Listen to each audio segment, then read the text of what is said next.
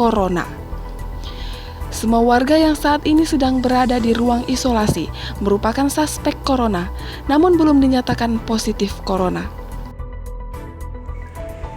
Nah, sesuai dengan yang sudah beredar mungkin ya di media sosial mungkin ya atau di masyarakat, bahwa ada kasus atau pasien yang dirujuk dari rumah sakit Balak Keselamatan tadi malam ya, kurang lebih jam 22.30 ya. Pasien ini adalah seorang wanita 62 tahun ya, lahir tahun 48 ya. Wanita dengan gejala panas, kemudian ada batuk dan agak sesak ya.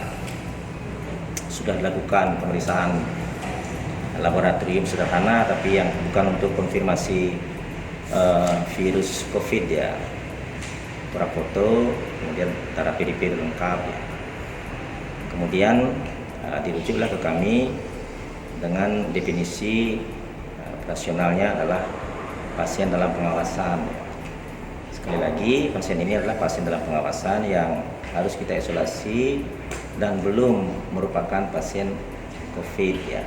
Belum ada hasil laboratorium yang bisa mengkonfirmasi atau mendiagnosa bahwa pasien ini COVID ya, tapi masih dalam pengawasan dan mengikuti tata laksana SOP pasien dalam pengawasan. Pasien dirawat dalam ruang isolasi dengan prosedur yang sudah standar sesuai dengan buku pedoman. Kemudian nanti hasil labnya akan dikirim ke Jakarta. Kemudian menunggu hasil itu baru bisa kita nyatakan pasiennya apakah pasien ini positif COVID atau tidak. Pasien yang kedua itu adalah pasien seorang wanita, tidak boleh disebut namanya ya, wanita 17 tahun lah, 17 tahun, 16 tahun lewat, 16 lewat ya, dikit.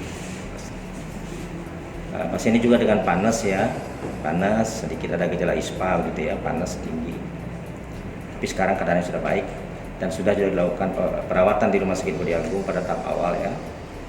Kemudian dilakukan torak foto dan hasil ronsen dadanya juga menunjukkan adanya bronkopneumonia namanya, sesuai dengan hasil ekspertisi daripada ahli radiologi.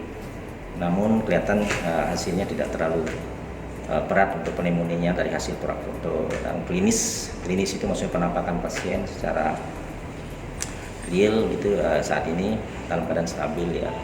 Hari ini tidak panas lagi ya. Iya. Kedua pasien ini karena hampir bersamaan datangnya tadi malam jam 23, selisih sedikit ya, selisih 30 menit ya, 20 menit. Jadi semua kita rawat di sini di ruang dahlia ini sesuai dengan protapnya ya, dirawat secara terpisah. Kemudian hari ini juga diambil swab ya untuk pemeriksaan konfirmasi untuk dikirim ke Jakarta. Dr. Ikomang mengatakan semua sampel yang sudah dikirimkan ke pusat akan diketahui hasilnya setelah keluar. Ia pun berharap semoga bukan positif dan tidak akan pernah ada kasus COVID-19 di Sulawesi Tengah. Ya, kita berdoa mudah-mudahan pasien ini tidak akan bukan merupakan pasien yang positif ya.